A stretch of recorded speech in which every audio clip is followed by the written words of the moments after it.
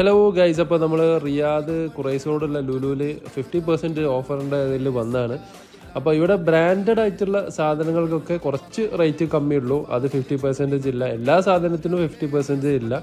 പക്ഷേ ചില സാധനത്തിനൊക്കെ നമുക്ക് നല്ല ഓഫറിൽ തന്നെ കിട്ടിയിട്ടുമുണ്ട്.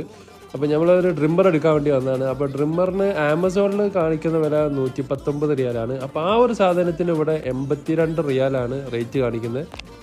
പിന്നെ ഒരുപാട് പോസിറ്റീവും നെഗറ്റീവായിട്ടുള്ള കമൻറ്റുകളുണ്ട് കേട്ടോ, അതിലൊക്കെ ഇവിടെ സ്വാഗതം ചെയ്യാണ്.